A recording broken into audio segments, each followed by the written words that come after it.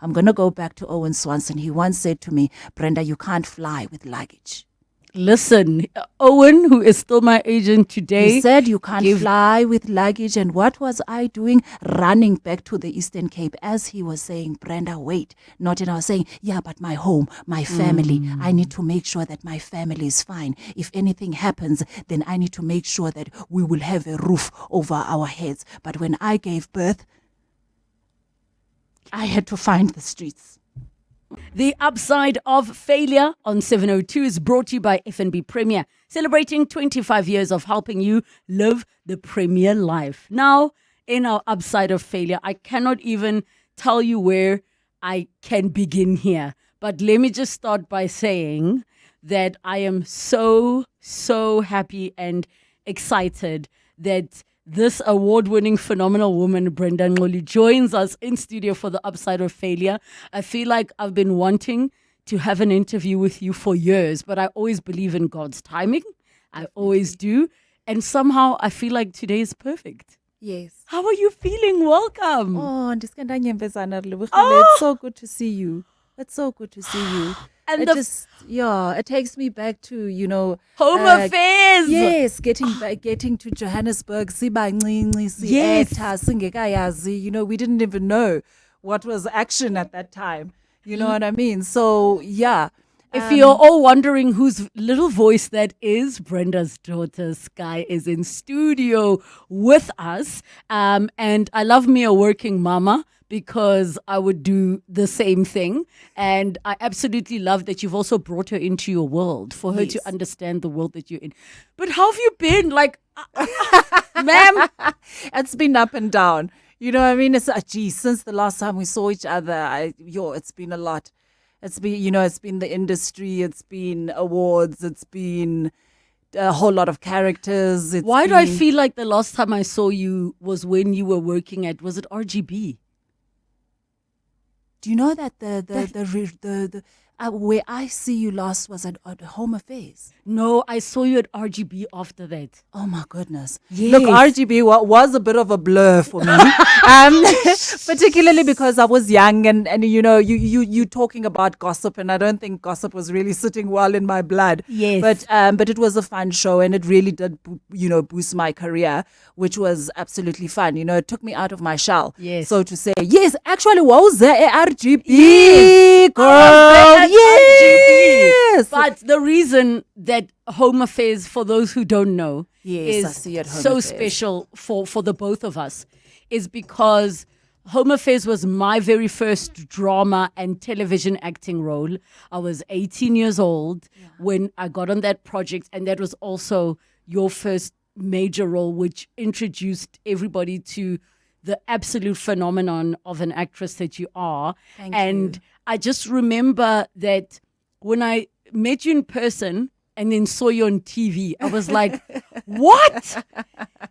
And then of course, your star shone, you were in the commercial, and I still go to adverts or like voiceover recordings, and they will still reference that ad.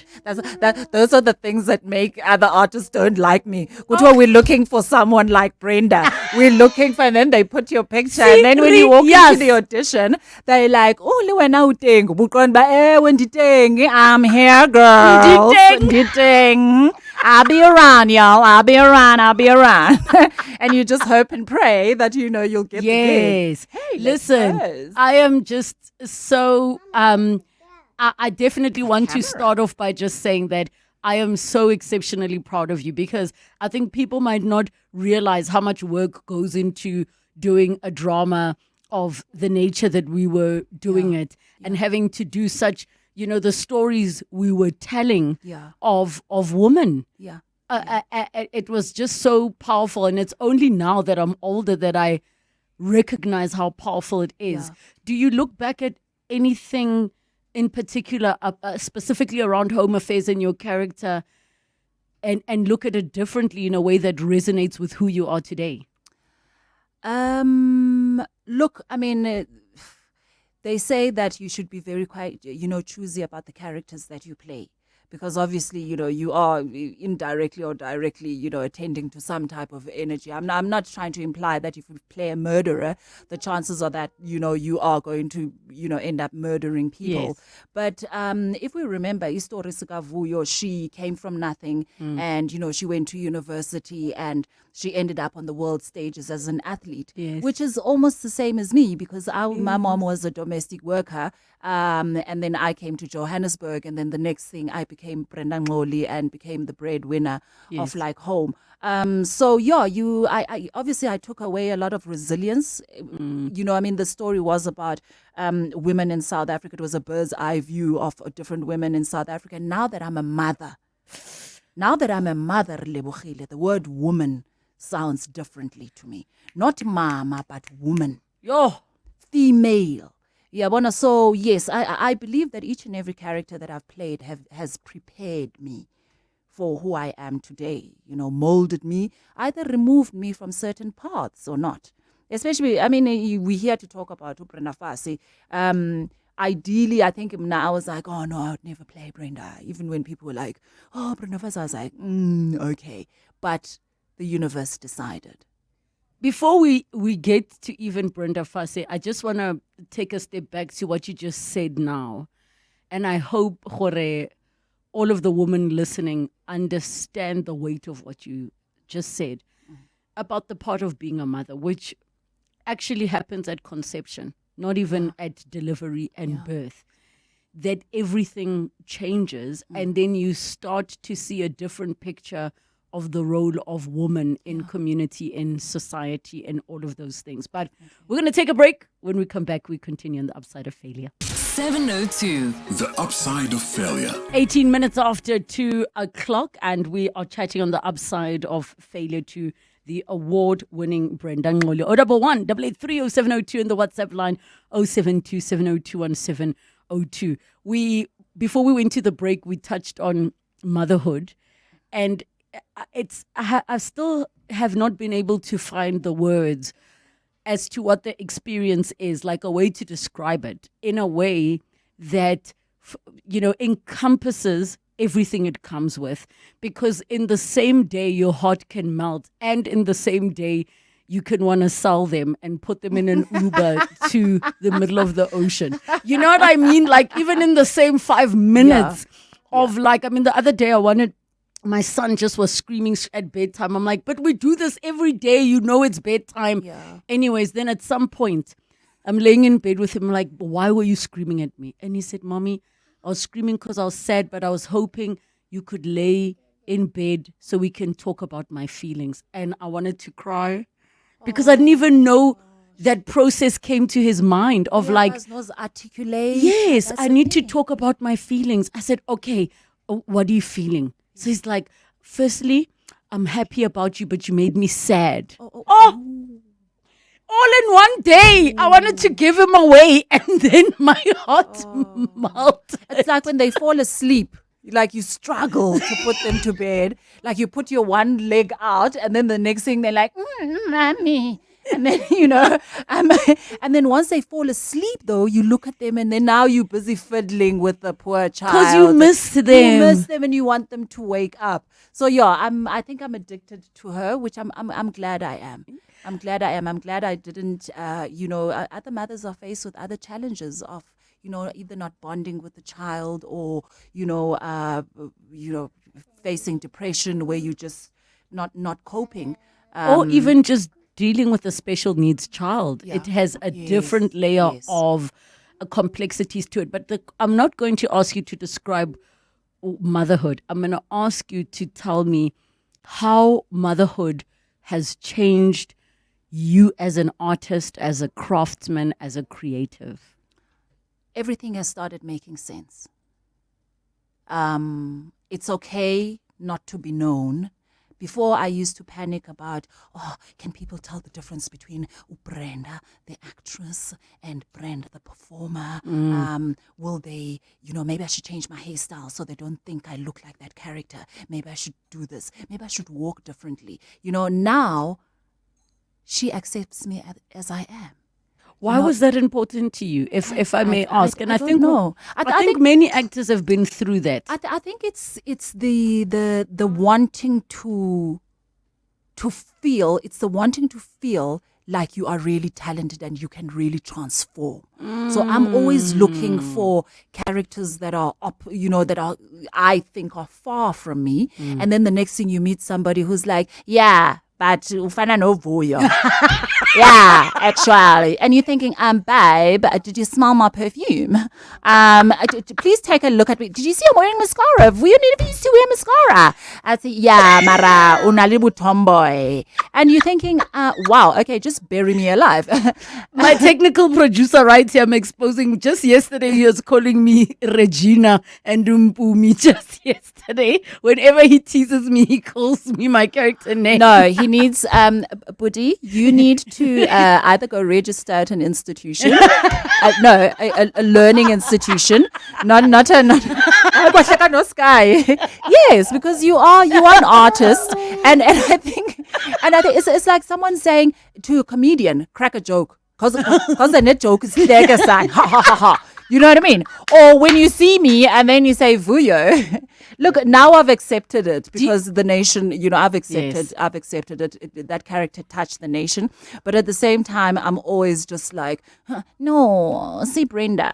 It was really important to me that, I was trying to set myself up as a talented actress. I really wanted. It's all about, I don't know, maybe the need to please, the need to be accepted, the need to. But Hollywood showed that, right, in the sense that the accolades were received by black actresses in particular when they did transform. Yeah. So in the case of, let's say, Charlize Theron, when she transformed into Eileen, then you're like, oh my gosh, what a brilliant actress. With Halle Berry, it was when she was not being the sex symbol that she was recognized. I completely get it. But now you were saying that you have your daughter that just looks at you as you. Yes. She looks at me and she's not looking at me like, I wonder who she is. Is she a diva? Because, like when you meet people or even other actors, you go to set and they're always trying to like figure you out or block you out or show you that actually you're not. And she just looks at me with God's love. I feel like it all makes sense. It's okay, Brenda. You're doing well. You're doing fine.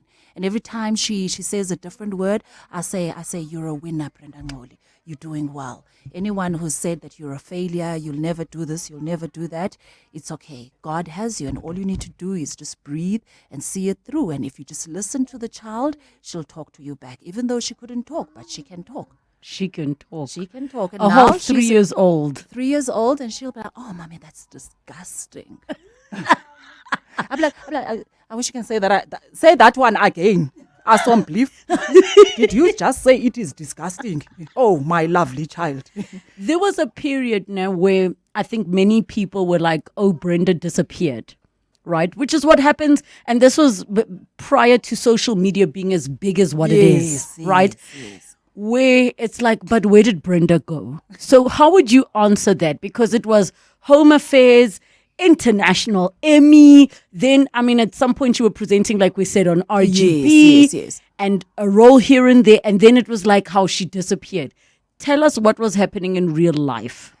Well, in real life, at some point I was dating a German guy. Yes. And I went over to Austria and on one of the trips back, I was sitting at the airport in Dubai and I was like, oh my goodness, I know the orange lanes and the green lanes of the trains in Austria and in Berlin, but I actually don't understand the Eastern Cape. So when I was sitting at the airport in Dubai, I decided that when I get back, I'm going to get to my apartment in Sandton, packed everything up, took a picture and sent it to my mother, and I said, I'm going home, which was the Eastern Cape. Obviously, she was like, oh,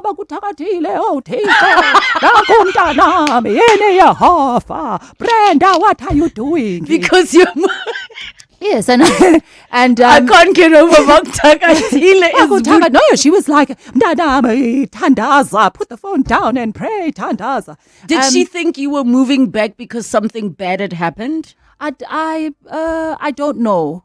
She said that, but it was already too late because I had already brought hired a CIA taxi, and I got myself onto a plane, and I got off in East London, and I was at home. Needless to say, I spent about 7 years growing the homestead, and I believed that I was growing it for us as a family. I was I had about 200 sheep, 150 goats. Yeah, so I then went into, because I also got tired of standing in front of children, because we go to these schools, and you vuyo, and people ask you to come and talk to people, and they say, amazwi, encourage people, and you constantly thinking, what do I say to these people? You say your life is in your hands, but actually you can't even plant a spinach. So I was like, okay, let me put my hands where I need to be, because my people are the masses, right? Vuyo was encouraging, and then that's what I've become. So I need to be giving these people practical solutions. So when I got home, there were like 2 little piglets. By the time, I came back then into the industry, which is about 5. I mean, I was working from there, but by the time I came back, I had like about 40 pigs, big pigs and little piglets. So I had then mastered the art of sustainable living and homesteading, because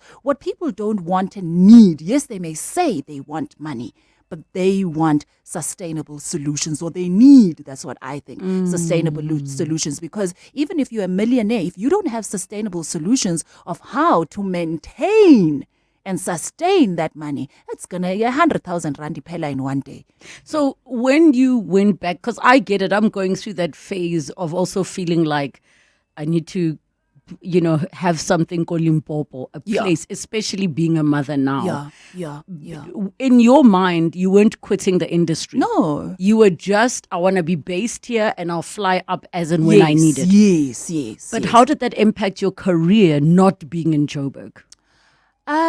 Look, I don't really, I don't know. Obviously, it slowed it down. My agent at the time, Owen Swanson, which I think is yours, was, we'd work and I'd win an award, and I would want to go back to the Eastern Cape, or I'd get a nomination, and I was breaking like the momentum. But for me, I had felt that, it just wasn't pulsating the same. And I also kind of felt that I was producing, when I was in the Eastern Cape or out of Johannesburg, the quality of characters that I was producing, I was ready. I wasn't a desperate actress. Yabona, there's nothing worse than walking on set. And one of the things that made me leave, I remember cycling to an audition. I was actually sent by Owen, cycling to an audition for City Sessler, and I had no money, and I was living in a boutique hotel in Randburg, and I was like, oh geez, I don't have funds to take a taxi then, so I just got onto my mountain bike, and good Lord, I was going to like what's this, Nickel Way? Yes. I didn't realize how far it was. And I got there and I was sweating, and I was on my bike and I was trying to, take clothes off and get into character. And the other actors, needless to say, at some point as we were shooting, another actor was like, yeah, but I'm not poor. I didn't cycle to the audition in a bike. And I was busy thinking, but that was a mountain bike. You didn't even look at the brand, maybe. But he had said it, and it had dug deep, and I was thinking, they did all come here in like their big cars, and I don't have a car, I don't even have the license.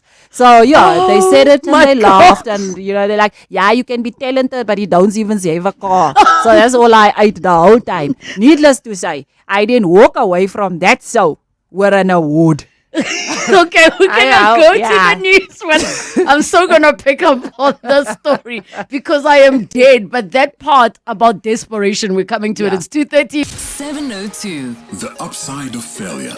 23 minutes to 3 o'clock. Brenda's having a moment, realizing it's the John Perlman.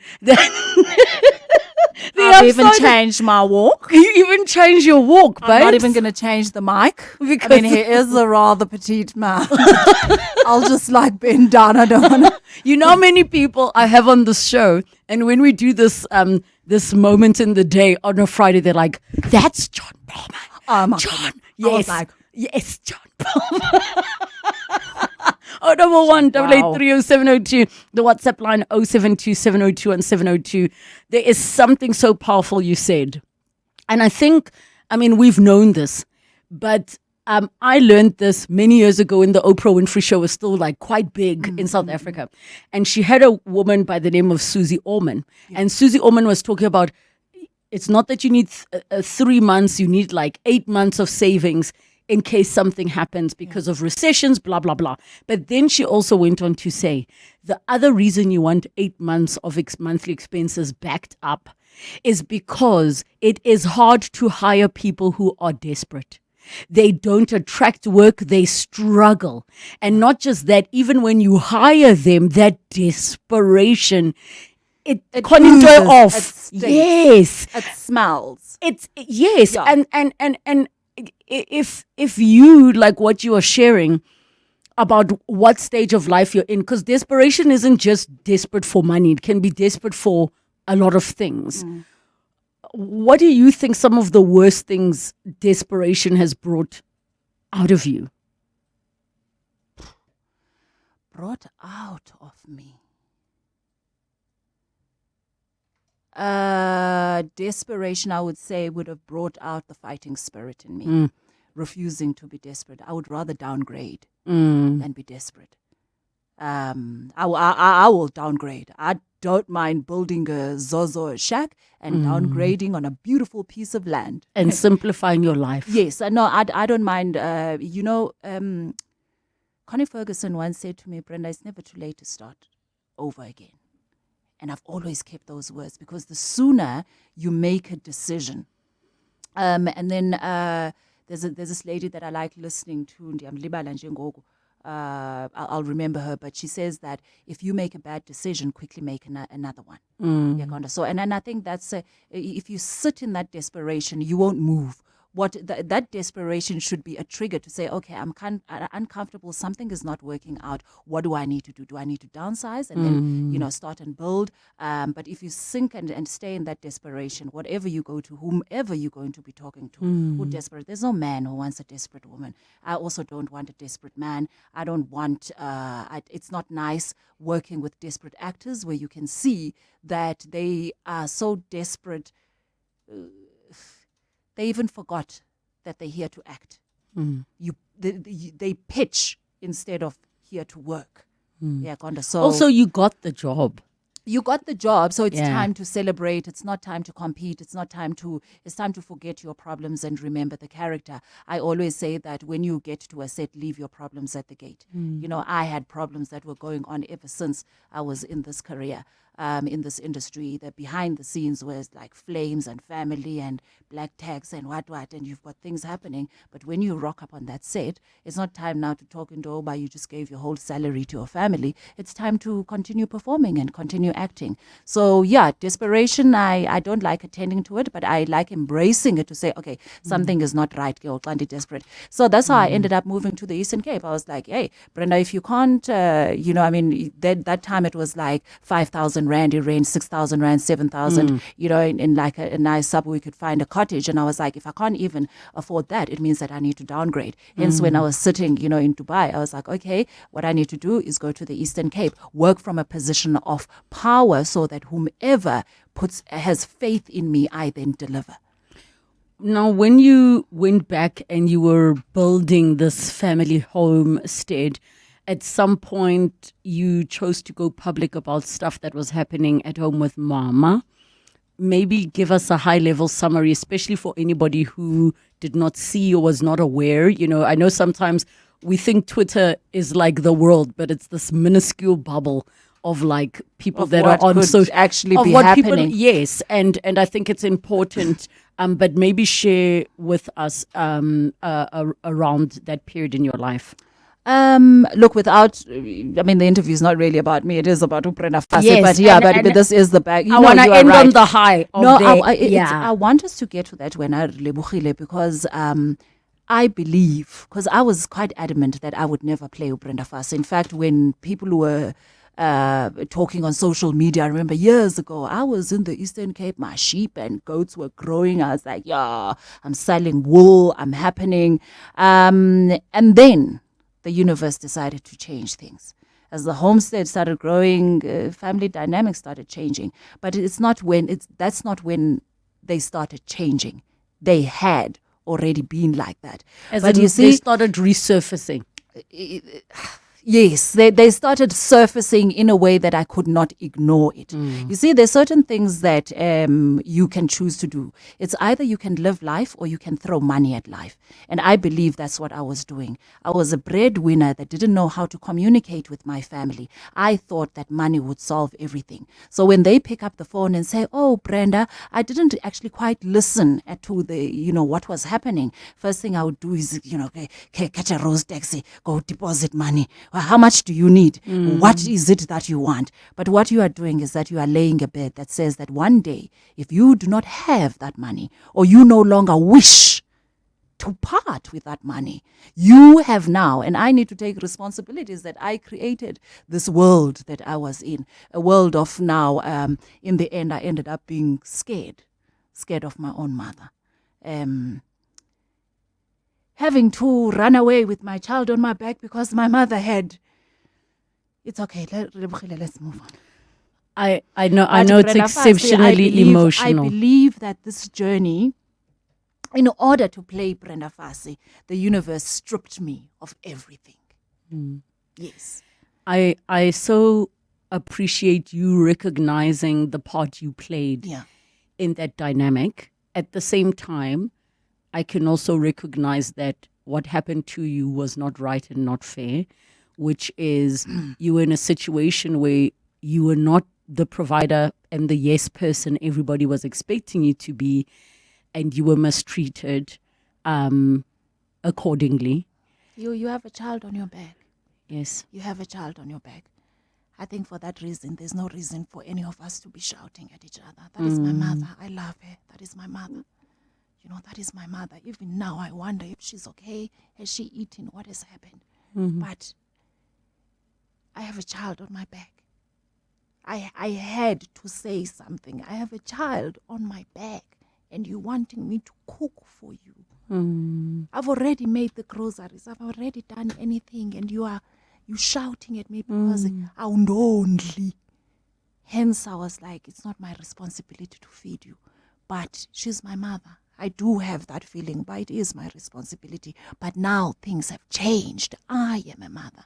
I need to put Sky first. And if it means that I need to now show the life that I've been living, I never came to the media and said, "Oh, Mom, I'm a breadwinner for home. Don't see them. They wearing those things. I'm a breadwinner." No, I never said that. But I had to then say on that day, "Geez, you can't be hitting me when I've got a child on my back." Sky, to phone her. What are you and Mom like now today? Do you guys have a relationship? I've had to take the year off to cut. I've had to take it. I mean, Relebogile, everybody else goes through challenges. The only difference is that I had to go through it in the media. And I had now, the worst part actually was not, because South Africa was there for me, it was the healing to heal in public. To heal in public. Because people rallied, they sent you money for you to get out the situation. To get out the situation. People started booking you again. But when Relebogile, they gave me the money to get out of the situation. Believe you me, had they not given me the money, I think I would have still been there. You see, then I was going, but I haven't said anything else. Why have now it started clicking, but clearly people are seeing something. They are seeing something that I had been refusing to acknowledge. You've got to decide how you love the world, with money or with your heart. And the reason I'm so glad, I mean, I'm seeing messages of saying, this takes me back and all of these things. But the reason I wanted you to speak on it is because it's very taboo in our cultures as Black people, as people of color. For you to rise alone. Not just that, cut your own mother off, but we are recognizing and acknowledging there's toxicity, there's manipulation, there's abuse and all of these things. Before we take a break, what would you share with the person who is listening, going through abuse at home, that is an adult, and is feeling the guilt of but what kind of child would I be if I left? If you stay, you are not loving the person who's abusing you. If you stay, you are encouraging them. You're telling them that this thing that they're doing is right. So if you really love them, leave and love them from a position of power. You see, what I do, there's a lot, I need to look at my responsibility because, okay, the money was coming to me. So I am the one, like many other artists, or Mike Tyson or Bani, they would spend their money, masinyuke any song. Yes. Let's all go up together, take people up with you. I'm going to go back to Owen Swanson. He once said to me, Brenda, you can't fly with luggage. Listen, Owen, who is still my agent today. He said you can't fly with luggage. And what was I doing? Running back to the Eastern Cape as he was saying, Brenda, wait. Not in I was saying, yeah, but my home, my family, I need to make sure that my family is fine. If anything happens, then I need to make sure that we will have a roof over our heads. But when I gave birth, I had to find the streets.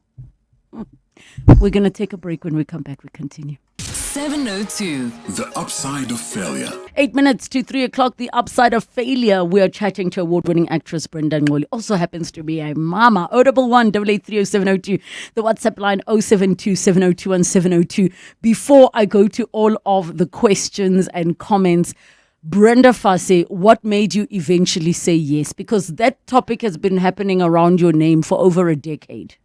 Now I will say that I think I said it off air, yes, that I believe that the universe stripped me of everything. And when I say everything, everything that I thought made me behind the scenes.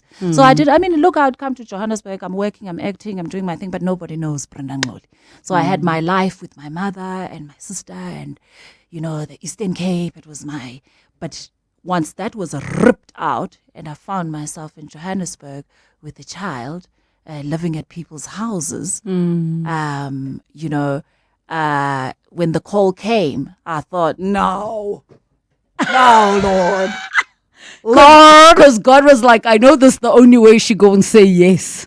Yeah. So needless to say, I then was like, okay, Brenda, you can always say no because the plan is avela.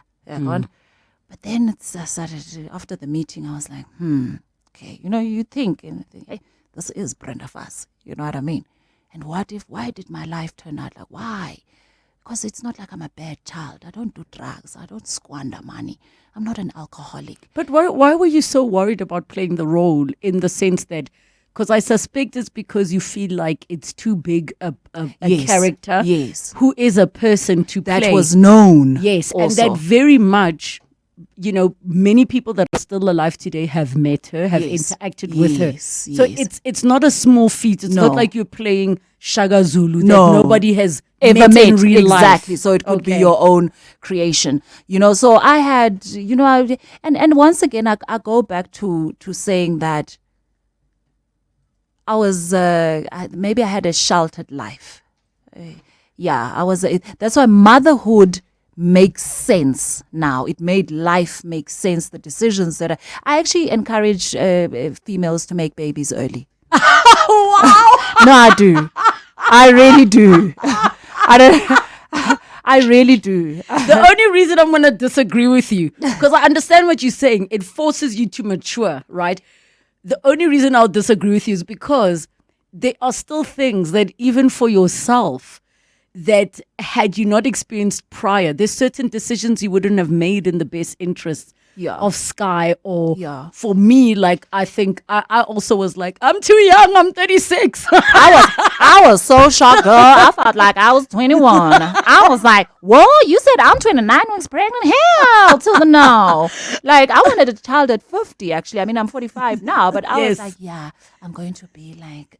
Janet Jackson. Yes. Let me quickly read these messages. How I changed when I was talking about Janet Jackson.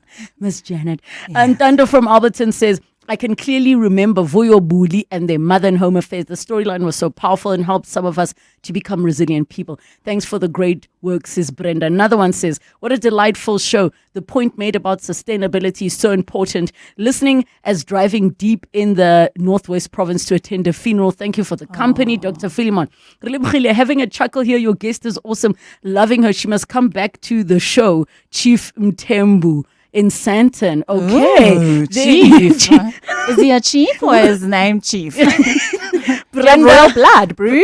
this one says, Brenda, please go see someone, co-sweetheart. I love your artistic ability, qualities. Nibaningi, we just appreciate you guys more. Another one says, Relebogile and Brenda, I'm listening to Brenda and vividly remembered that video and it cuts my heart into pieces. Sis Brenda, most of us go through such. Thank you for the way you, even in difficult, confusing and frustrating moments, you manage to rise and bounce back. Families can be toxic sometimes. They want you to be there for them, but fail to be there for you and still expect you to be there for yourself. Rise, Brenda, and never look back, girl. All the best, CC. How does all this love and the messages that you are receiving feel? It's humbling, but it's also touching. Each and every message makes me think of my mother. And She says she's still my mother. she will never She's my stop mother. being mama. I just need to sort myself out so that I can take care of her. They say that you can't land on something from a half full empty glass. You That can't one- pour from an empty cup. Hey. Yeah, I'm half full, half empty. I'm trying to fill up mine. Yes. Heal. Just focus on my child so that I can, love everybody. And final one, in one sentence, what have you learned from failure? I'm so arrogant. I really. When you say fail, I'm tempted to say I've never failed. Look, what I've learned is that it's okay not to get what you want. You won't always get what you want, and actually, when you don't get what you want, there's something better along the way. Perfectly said. Vulindlela on SABC1. It actually started on the 15th of November, but catch it at 8 p.m. every Saturday on SABC1. Spend your afternoon With Relebogile Mabotja. on 702. Let's walk the talk.